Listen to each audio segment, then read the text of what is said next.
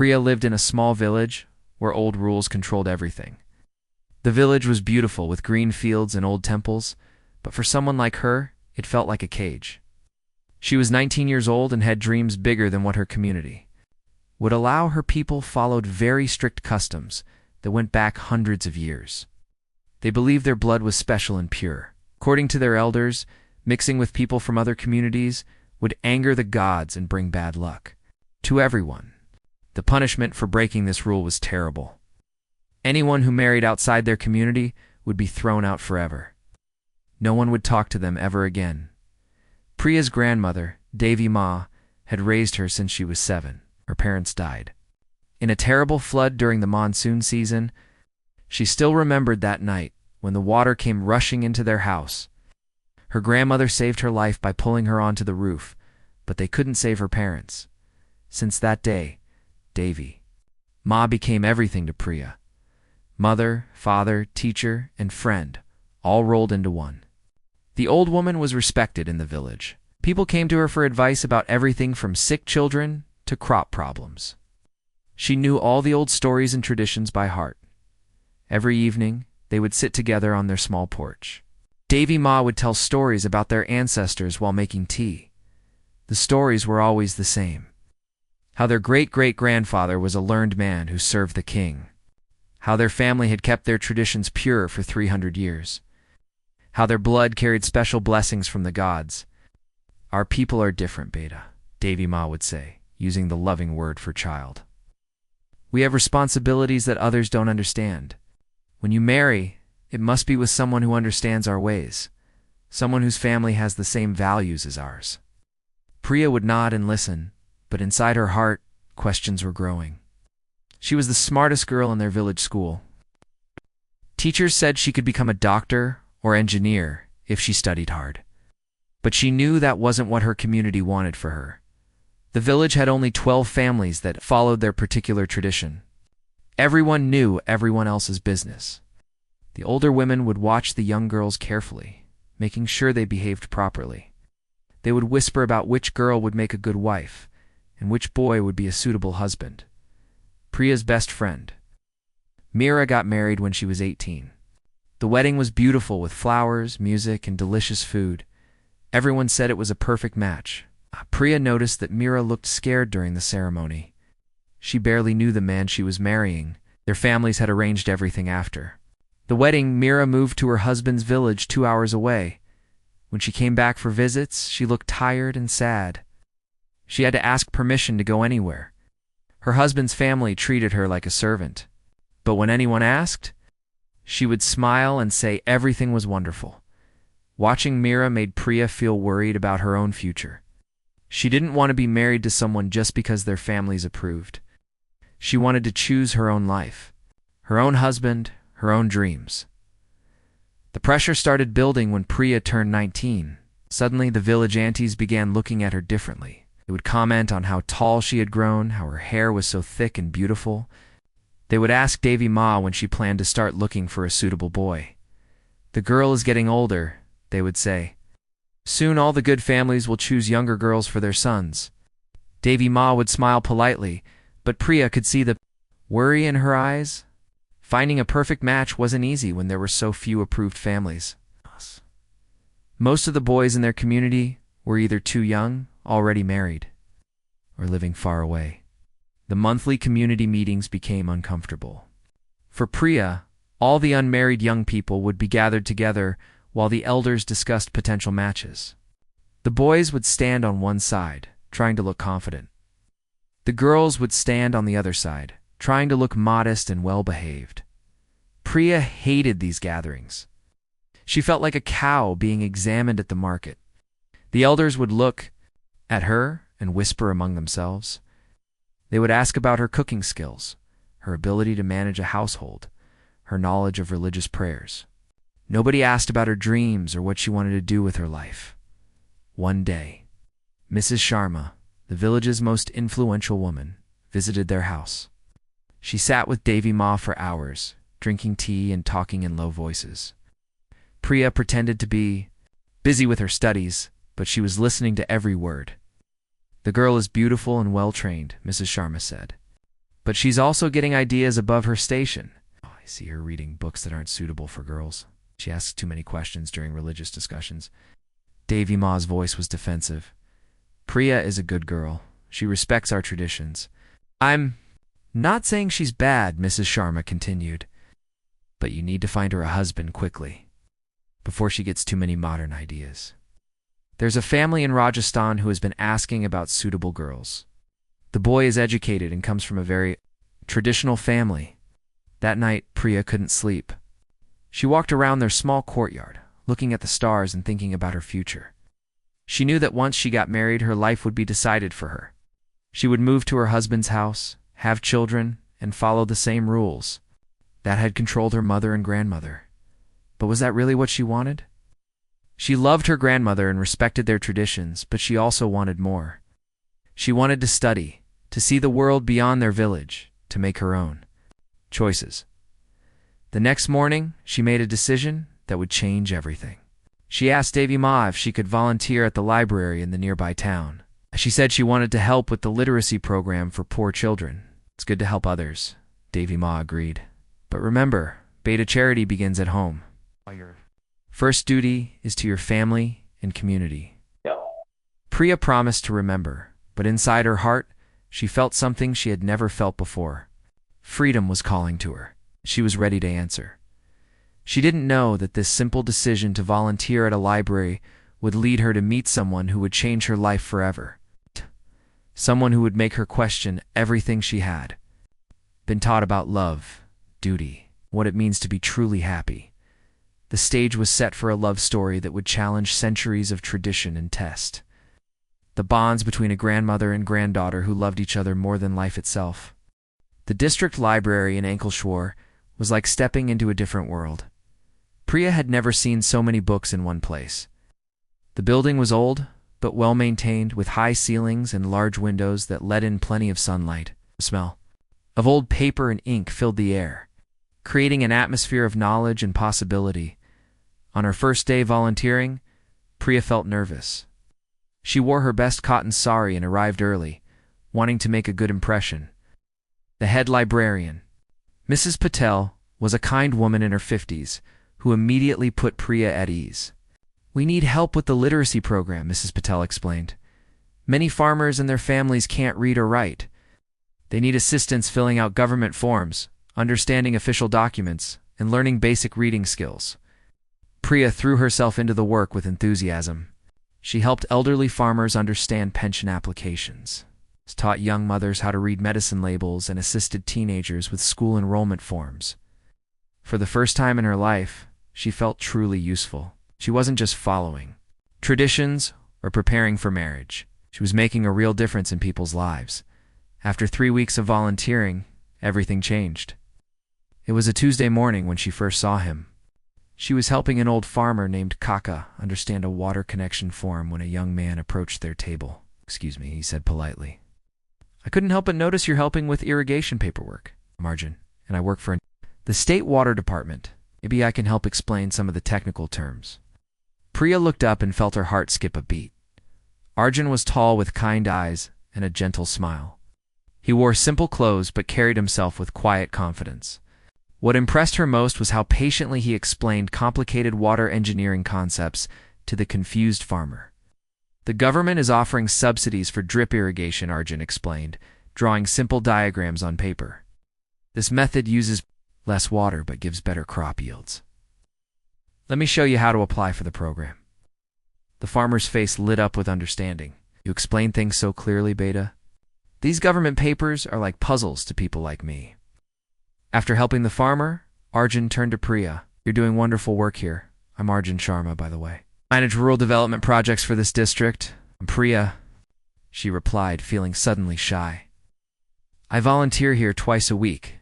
That's very admirable. Most young people your age aren't interested in helping with community service." We talked for almost an hour that day. Arjun told her about his work, bringing clean water and better farming techniques to remote villages. He had studied engineering in Pune and could have taken a high-paying job in the city. He chose to work in rural areas instead. "I grew up in a small village," he explained. "I know how hard life can be when you don't have access to basic facilities. If I can help even one family improve their situation, my work is worthwhile. Priya was amazed by his dedication. In her community, success was measured by how much money you made or how prestigious your job was. But Arjun had given up personal gain to serve others. Over the following weeks, Arjun began timing his library visits to coincide with Priya's volunteer days. He would bring complex cases that needed both technical knowledge and communication skills. Working together, they helped dozens of families access government benefits and improve their farming methods. Their conversations gradually moved beyond work. Arjun was well-read and loved discussing books. He had traveled to many parts of India and shared fascinating stories about different cultures and traditions. Priya found herself looking forward to these conversations more than anything else in her week. "Have you read any Premchand?" Arjun asked one day, referring to the famous Hindi author. "Yes, I love his stories about village life," Priya replied. "They're so realistic and touching. You should try Mahadevi Verma's poetry. She writes beautifully about women's experiences and struggles." The next week, Arjun brought her a collection of Mahadevi Verma's poems. As Priya read them, she felt like the poet was speaking directly to her heart. The poems talked about dreams, freedom, and the courage to follow your own path. Their friendship deepened slowly. Arjun would walk her to the bus stop after their library sessions. They would talk about everything from literature to politics, from social issues to personal dreams. Priya discovered that Arjun treated her as an equal, something she had never experienced with men from her own community. "What do you want to do after you finish your studies?" Arjun asked one evening as they walked along the tree-lined road. "I'd like to become a teacher," Priya said. "I want to help children from poor families get a good education. That's a noble goal. The country needs more dedicated teachers." "But I don't know if my family will allow it," Priya admitted. "They expect me to get married soon." Arjun was quiet for a moment. "Marriage is important, but it shouldn't mean giving up your dreams. The right person would support your goals, not limit them." These words stayed with Priya long after she returned home. In her community, wives were expected to dedicate themselves entirely to their husbands and families. Personal ambitions were considered selfish. As weeks passed, Priya began to realize that her feelings for Arjun were growing beyond friendship. She would think about him during the long bus rides home. She would replay their conversations in her mind and look forward to seeing him again. One day, while helping a young mother with her child's school admission, the woman asked Priya, "Are you married, Beta?" "No, Auntie," Priya replied. "You should be. You're at the perfect age. Do you have anyone in mind?" Priya felt her cheeks burn. Without thinking, she glanced at Arjun, who was explaining a water scheme to a group of farmers across the room. Woman noticed her look and smiled knowingly. "Ah, I see. Seems like a good boy, educated and helpful." "It's not like that," Priya said quickly. But even as she spoke, she realized it was exactly like that. That evening, as Arjun walked her to the bus stop, he seemed different, more serious, more thoughtful. "Priya," he said as they reached the bus stand, "I need to ask you something important." Her heart started beating faster. "What is it?" "I've been thinking about our friendship, and I realize my feelings have become deeper than friendship. I care about you very much, but I also know that relationships across communities can be complicated." Priya felt the world spinning around her. She had hoped for this moment, but also feared it. "What community do you belong to?" she asked quietly. "I'm from the Sharma family. We're considered in the middle caste groups." Priya's heart sank. In her community's eyes, this made Arjun completely unsuitable as a marriage partner. The gap between their social positions was considered unbridgeable. "I understand if this makes things difficult," Arjun continued. "But I had to be honest about my feelings." As her bus arrived, Priya looked into his sincere eyes and realized that her own feelings were just as deep. She was falling in love with a man her community would never accept. The journey home that evening was the longest of her life. She stared out the bus window at the passing fields and villages, knowing that everything had changed. She was no longer just a dutiful granddaughter following tradition. She was a young woman in love with someone her people would consider forbidden. The question that haunted her was simple but terrifying. What was she going to do about it? That night, Priya couldn't sleep. She lay on her thin mattress, staring at the ceiling and listening to her grandmother's gentle snoring. The confession from Arjun played over and over in her mind like a broken record. He cared for her. He had feelings for her. But he was from a different community. That changed everything. She thought about how her heart had jumped when he spoke those words. For a moment, she had forgotten all about traditions and rules. She had only felt happiness and warmth. But reality came crashing back quickly. In her community, love marriages were not just discouraged, they were forbidden. The next morning, Devi Ma noticed that Priya was unusually quiet during breakfast. "Are you feeling well, Beta?" she asked, placing a gentle hand on Priya's forehead to check for fever. "I'm fine, Dottie," Priya replied, using the affectionate term for grandmother. "Just tired from yesterday's work." But Devi Ma had raised Priya since childhood. She could read her granddaughter's moods like an open book. "Is everything going well? At the library? Are people treating you with respect?" "Yes, Dottie. Everyone is very kind." Devi Ma studied her face for a moment longer, then nodded. "Good, remember, Beta. A girl's reputation is like a glass vessel. Once it breaks, it can never be made whole again." These words hit Priya like a cold splash of water. She wondered if her grandmother suspected something. Did her feelings for Arjun show on her face? Was she becoming transparent in her emotions? For the next week, Priya avoided going to the library.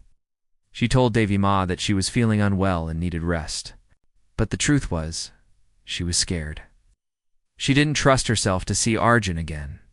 Her heart was already pulling her in a direction that her mind knew was dangerous.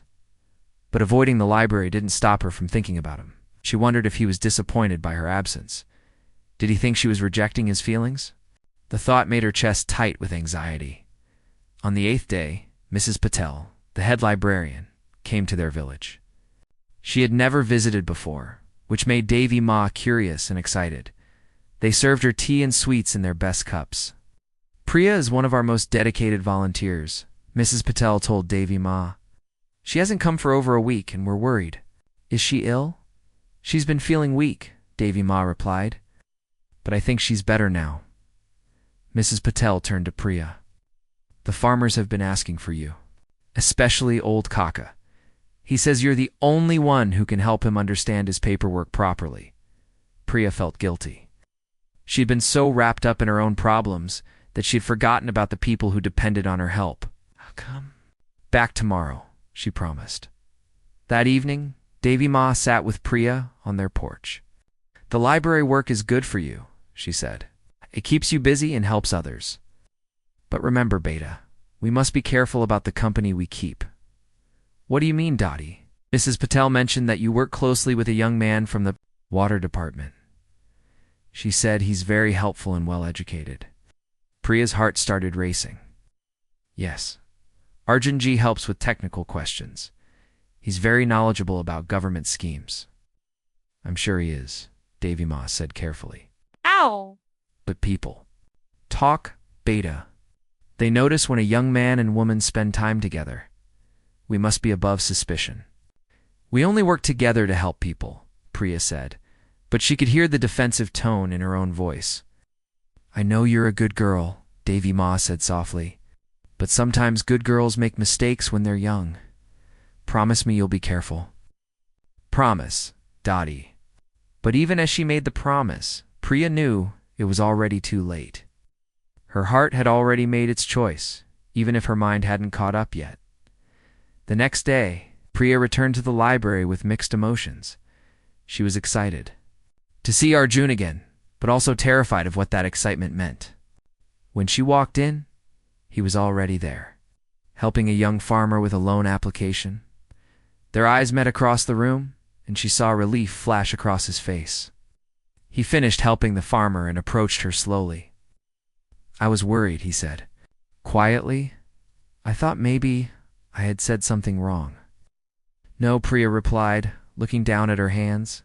"I was just thinking about what I said." She nodded, not trusting her voice. "Would you like to talk about it?" "After we finish here today," Priya looked around the library. There were several people waiting for help, and the familiar routine. of service felt comforting. "Let's help these people first," she said. They worked side by side for the next 3 hours. But the air between them felt charged with unspoken words. Every time their hands accidentally touched while passing papers, Priya felt electricity shoot through her body. Every time Arjun smiled at her, she felt her resolve weakening. Finally, as the library was closing, they found themselves alone in the main reading room. The late afternoon sun streamed through the windows, casting long shadows across the floor. "Priya," Arjun said gently, "I need you to know that I never meant to complicate your life. If my feelings make things difficult, for you, I can request a transfer to another district." "No," Priya said quickly. "Don't leave. Then what do you want?" It was a simple question, but it felt like the most important question anyone had ever asked her. What did she want? For 19 years, other people had decided what she should want. Her grandmother wanted her to be a dutiful granddaughter. Her community wanted her to be a traditional wife. Her teachers wanted her to be a good student. But what did Priya want? "I want to be happy," she said finally. "I want to make my own choices. I want to help people and make a difference in the world. And I want ... double quotes. What do you want, Priya?" She looked into his eyes and saw nothing but kindness and understanding. "I want to be with someone who sees me as a person, not just as a girl to be married off. Someone who respects my dreams and encourages me to grow." "And do you think I could be that person?" "I think you already are." The words hung in the air between them, like a bridge connecting to different worlds. Priya had just admitted what her heart had known for weeks. She was in love with Arjun, and all the community rules in the world couldn't change that fact. "But it won't be easy," she continued. "My family, my community, they'll never accept you. They'll never accept us." "I know," Arjun said softly. "My family is more flexible, but even they might have concerns.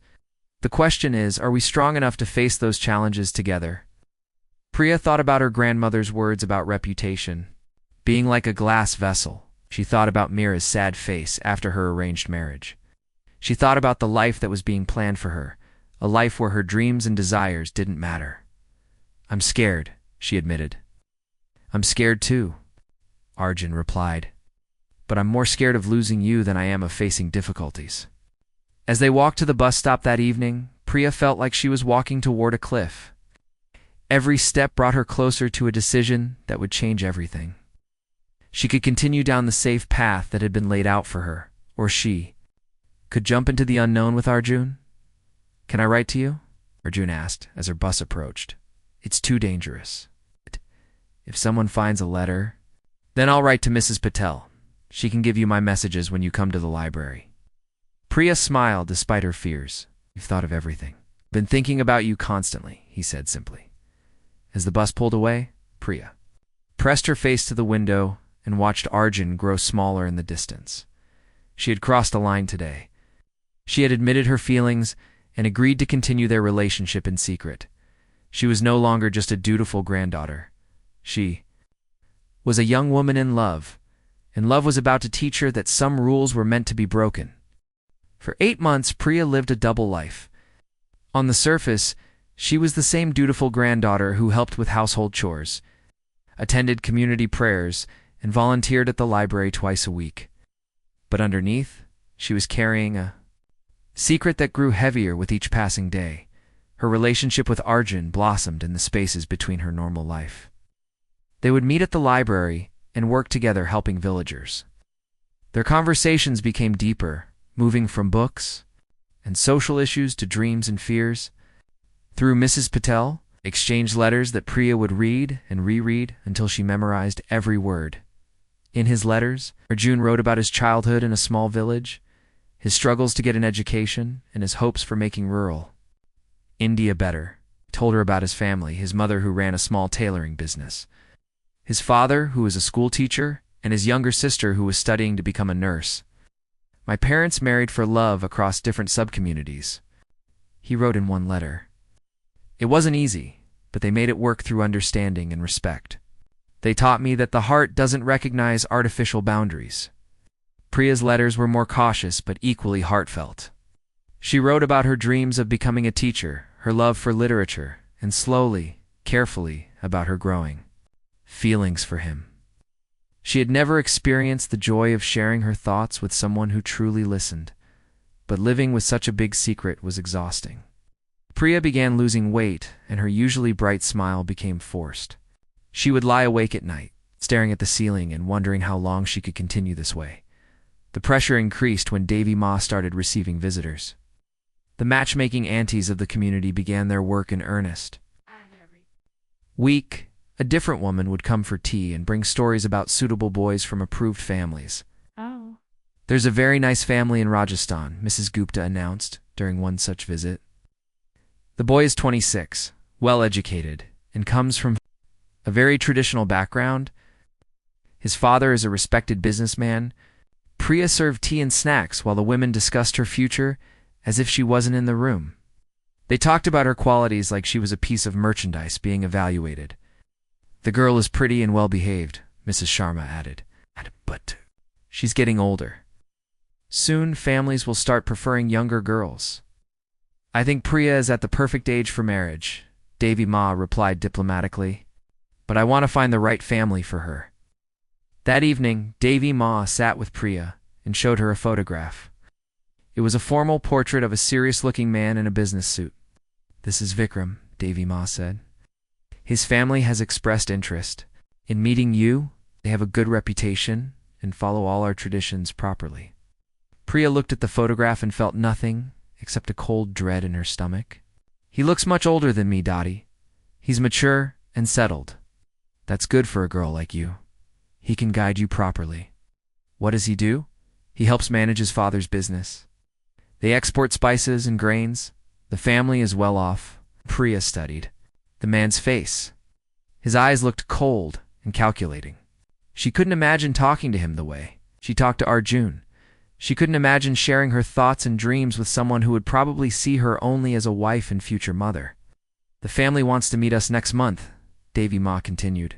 If things go well, we could have the engagement during the winter wedding season. Priya's world started spinning. Next month was only 4 weeks away. An engagement would make everything official. There would be no going back after that. Soon, she managed to ask. These things shouldn't be delayed, Beta. The longer we wait, the fewer options we'll have. That night, Priya couldn't eat dinner. She told her grandmother she had a headache and went to bed early, but instead of sleeping, she sat by her window and looked out at the stars. Everything was moving too fast. The walls of tradition were closing in around her. The next week at the library, she told Arjun about the marriage proposal. His face went pale as she described the meeting that was being arranged. For weeks, he said quietly. Maybe less. My grandmother is very excited about this family. They were sitting in a corner of the library, pretending to organize books.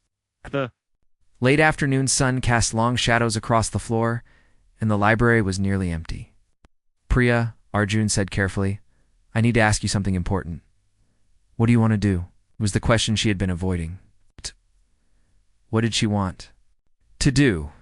She could go along with the arranged meeting, get engaged to Vikram, and live the life that had been planned for her. It would be safe and predictable. Her grandmother would be happy, and her community would approve.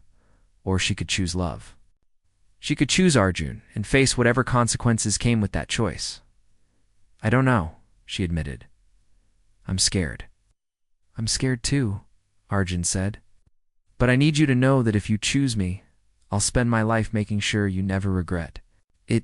And if I don't choose you, then I'll respect your decision and transfer to another district. I won't make things harder for you. The simple sincerity in his voice broke something inside Priya's chest. This man was willing to sacrifice his own happiness for hers. He wasn't trying to pressure or manipulate her.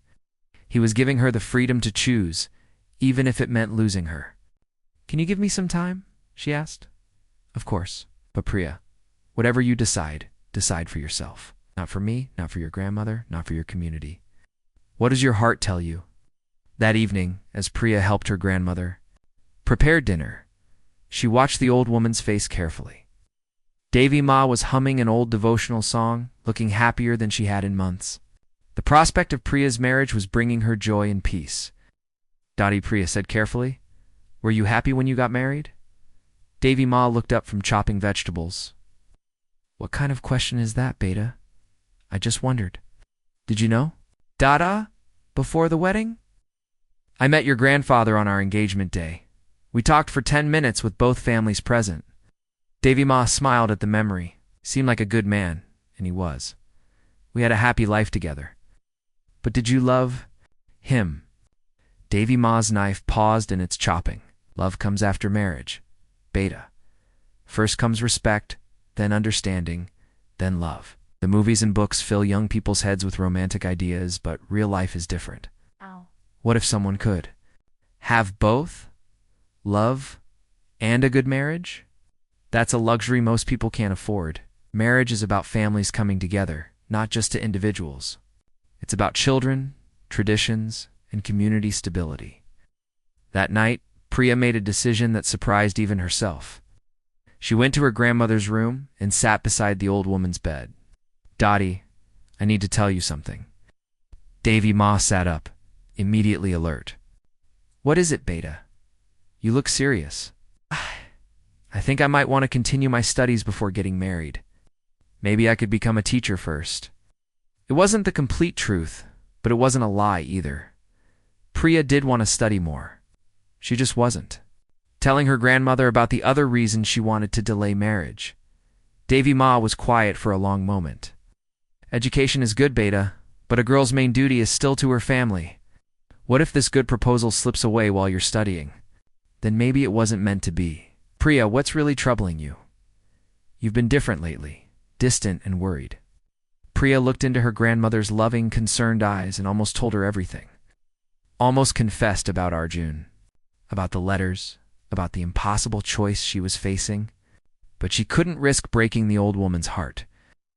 I just want to be sure I'm making the right decision, Dottie. Marriage is forever. Davy Ma reached out and took Priya's hand. You're a good girl, Beta. I trust your judgment. But remember, sometimes thinking too much can make simple things complicated. As Priya returned to her own bed, she realized that her grandmother had just given her something precious time. By expressing doubts about immediate marriage, she had bought herself space to think. But time was still running out. The meeting with Vikram's family was approaching like a storm cloud. Soon she would have to choose between the safe path of tradition and the uncertain road of love, the question that haunted her dreams. Simple, but terrifying. Did she have the courage to break a law that had governed her people for centuries? And if she did, would love be strong enough to survive? The consequences? The decision came to Priya in the most unexpected way. It was while cleaning her grandmother's room that she found something that changed everything. Hidden in an old wooden trunk, beneath faded saris and yellowed photographs, was a small diary. Bound in cracked leather, curiosity got the better of her. The diary was filled with her grandmother's handwriting from 60 years ago, when Davy Ma was young. As Priya read the first few pages, her hands began to tremble. Today I saw him again at the market, one entry read. Mohan smiled at me when our eyes met. My heart feels like it will burst from my chest, but Papa would never approve. Mohan belongs to a different community, and our families have been separate for generations. Priya sat down heavily on the floor, unable to believe what she was reading. Her grandmother, the woman who preached about tradition and pure bloodlines, had once been in love with someone from outside their community. She flipped through more pages, watching her grandmother's young heart pour itself onto paper. Entry after entry revealed a passionate love affair that had lasted for 2 years. Mohan was a teacher who had come to their village. He was educated, kind, and everything young Davy wanted in a partner. Mohan asked me to run away with him today. Another entry read, said we could go to Delhi where no one knows our families. We could start fresh. But I am afraid. What if we struggle? What if I bring shame to my family? What if our children suffer because of our choice? The final entries broke Priya's heart. Her grandmother had chosen duty over love. She had married the man her family selected and never saw Mohan again. The pain of that sacrifice echoed through every word she had written. I married Ramesh today. He's a good man, and I will try to be a good wife. But part of my heart will always belong to Mohan. I wonder if I am a coward for not having the courage to follow my heart. I wonder if love would have been enough. Last entry was written 20 years later. I saw Mohan at the district office today. He is married now with children, working as a headmaster. He looked happy. When our eyes met, I saw the same question in his face that haunts my dreams. What if we had been brave enough to try? Priya closed the diary with tears streaming down. Her face. Her grandmother had lived her entire life, wondering, what if? She had followed tradition and found contentment, but she had never found the passionate love she had sacrificed. That evening, as they sat together on their porch, Priya looked at her grandmother with new eyes. Devi Ma was telling her usual stories about ancestors and traditions, but now Priya could hear the sadness beneath the words. Her grandmother wasn't just preserving tradition, she was trying to convince herself that the choice she had made was the right one. Dottie, Priya said softly, do you ever regret anything in your life? Devi Ma paused in her storytelling. Why do you ask such questions, Beta?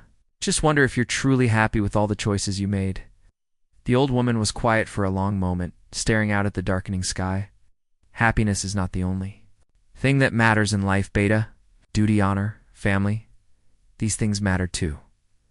But what if you could have both? What if you could honor your heart and still be a good person? The heart wants many things, Beta. But the heart is not always. Wise, what if it is, though? What if the heart knows things that the mind hasn't figured out yet? Devi Ma turned to look at her granddaughter. You're asking very deep questions tonight. Is there something specific troubling you? Priya almost told her about the diary, about Mohan, about the love her grandmother had sacrificed, but she realized that would be cruel. Some secrets were meant to stay buried. I just want to understand life better, Priya said instead. Life is simple, Beta. We do our duty, we serve our family, and we trust that everything else will fall into place. But reading her grandmother's diary had shown Priya that life wasn't simple at all. It was full of impossible choices and painful sacrifices. The question was, did she want to repeat her grandmother's regrets, or did she have the courage to write a different story? The next week at the library, Priya told Arjun about her discovery. They were sitting in their usual corner, supposedly organizing returned books, but really just talking in whispers. She gave up everything for tradition, Priya said. And she spent the rest of her life wondering what might have been. That must have been incredibly difficult for her, Arjun said gently. It was. I could feel her pain in every word she wrote. Now she's pushing me toward the same choice she made. Maybe because she believes it was the right choice. Or maybe because she can't bear to watch me do what she was too afraid to do. They sat in silence for a moment, both understanding the weight of what Priya had discovered. What are you going to do? Arjun asked finally. I've made my decision, Priya said, surprised by the firmness in her own voice. I'm not going to live my life wondering what if. I'm not going to sacrifice my happiness for rules that may not even make sense anymore. Are you sure? The consequences could be severe, I'm sure, but I need to do this properly. I want to marry you, Arjun. Legally and officially. I want to give our love the respect it deserves. Arjun's eyes filled with joy and worry at the same time. It won't be easy. When people find out, let them find out.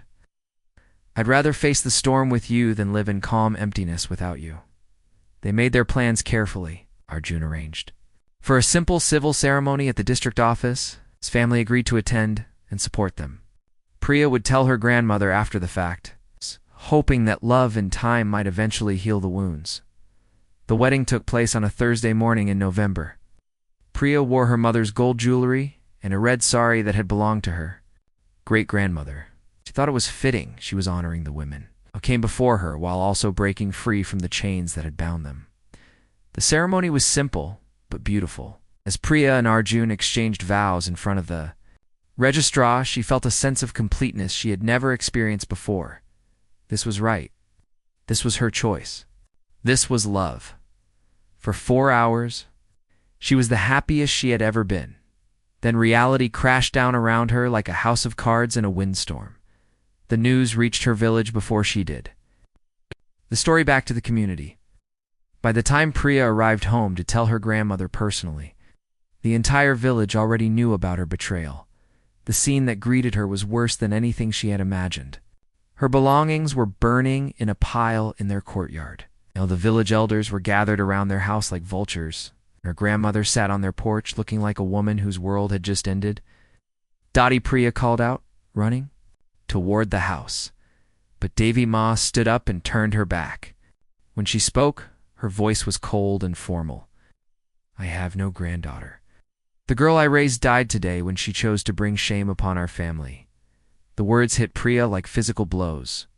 She had expected anger, disappointment, even tears. But this cold rejection was more painful than anything she had prepared for. Please, Dottie, let me explain, Priya pleaded. There is nothing to explain. You have made your choice. Now live with the consequences. The village elders began chanting prayers of purification, as if Priya's very presence had polluted their sacred space. Children who had once called her Didi now hid behind their mother's saras. Women who had known her since birth now looked at her like she was a stranger. Mr. Joshi, the head of the village council, stepped forward. Priya has violated our most sacred laws. She's married outside our community and brought dishonor to our traditions. From this day forward, she is dead to us. No one shall speak to her, shelter her, or acknowledge her existence. As Priya stood, there watching her old life burn to ashes, she felt Arjan's hand slip into hers. He had followed her to the village and now stood beside her, facing the hatred of her people. We should go, he said quietly. Priya looked one last time at her grandmother. The old woman's face was turned away, but Priya could see her shoulders shaking. She was crying, even as she participated in the ceremony of rejection. I love you. Dottie, Priya called out. I will always love you. Devi Ma's shoulders shook harder, but she didn't turn around as they walked away from the village. Priya felt like she was walking away from everything she had ever known. But she also felt something else, a strange sense of freedom. She had made her choice. She had chosen love over fear, hope over tradition, her own truth over inherited lies. The road ahead would be difficult. They would face prejudice, struggle, and loneliness. But they would face it together. And unlike her grandmother, Priya would never have to wonder what if. 5 years later, Priya received a letter delivered through Mrs. Patel at the library. It was from Devi Ma, written in shaking handwriting from her deathbed. My dear granddaughter, it read, I was wrong to turn you away. Love should never be punished. You had the courage I never possessed. Live happily, Beta. Live the life I was too afraid to choose. By the time Priya reached the village, her grandmother was gone. But hidden under the old woman's pillow, she found something precious. Her childhood photographs that Devi Ma had secretly saved, and the diary that had changed everything. On the last page, in fresh handwriting, her grandmother had written, Priya chose love. She chose correctly. May her children learn from her courage, not from my fear. Priya had lost her community.